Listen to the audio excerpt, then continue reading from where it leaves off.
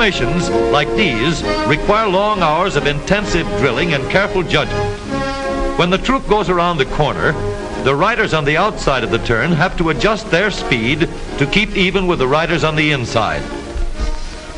The man on the outside has to ride a lot farther and a lot faster in order to keep up with the parade. The outside wheels must spin faster than the wheels on the inside because they have a greater distance to travel in the same length of time. When a wagon turns a corner, the wheels can travel at different speeds because each one can turn freely on the axles. And in the early automobiles, the rear wheels turned separately and only one wheel was connected to the engine.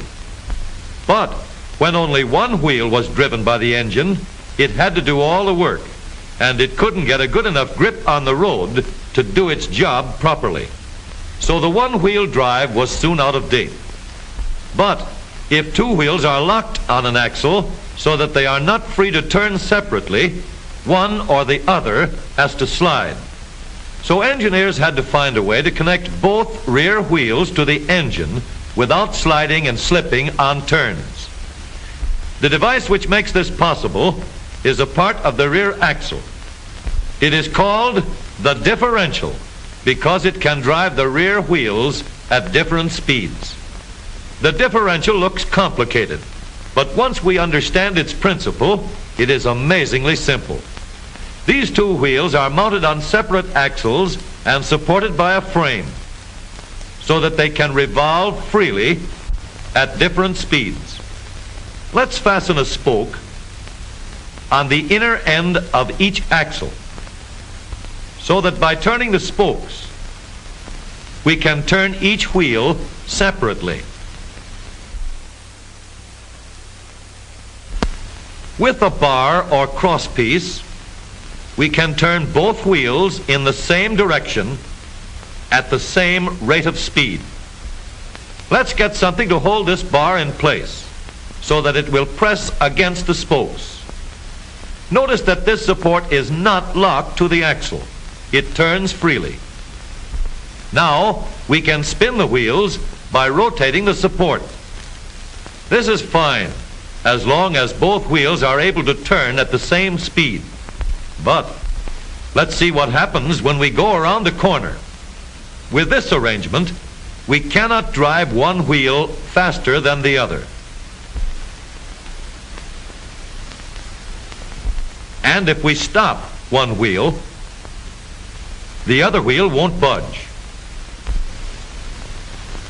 Let's put this bar on a pivot so that it can swing in either direction.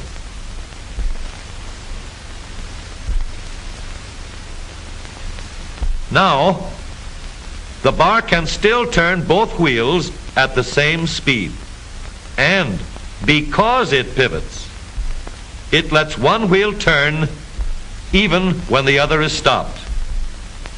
But if turned too far, the bar will swing around until it won't drive the spokes that turn either wheel. We need another crossbar and more spokes to carry on the job.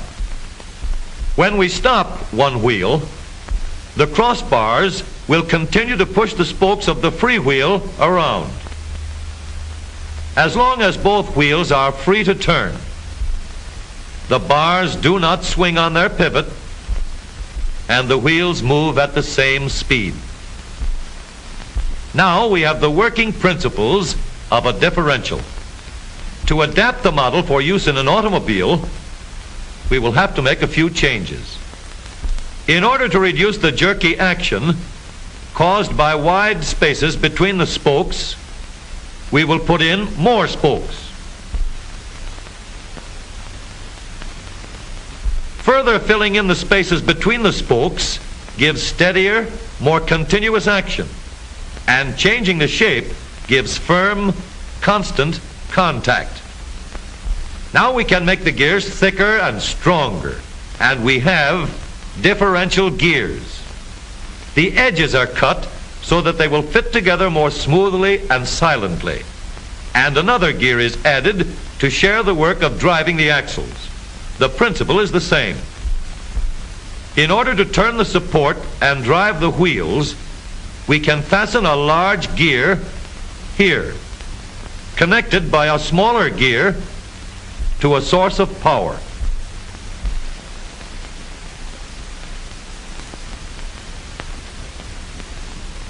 Notice that the power is connected to the differential at the center line. We can make our model more compact by moving the gears closer together. When we put our differential in an automobile, we have to leave room for the drive shaft, which carries the power from the engine. We may build the floor of the car above the drive shaft.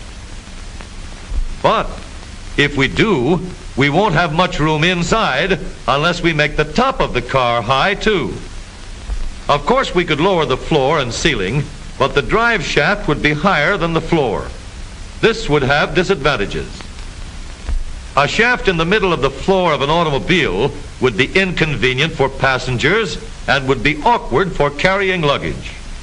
Today, engineers have found a way to make the car roomier and closer to the road without a clumsy shaft above the floor. The drive shaft from the engine to the differential is lowered out of the way, and the drive shaft is connected to the rear axle at the bottom. The new low center drive makes the rear axle quieter, stronger, and more durable because it gives better, smoother contact between the gears. The automobile of today with the low center drive is stronger and more rugged. Every part of the rear axle has been built to withstand strains far greater than it will ever meet on the straightaway or around the corner.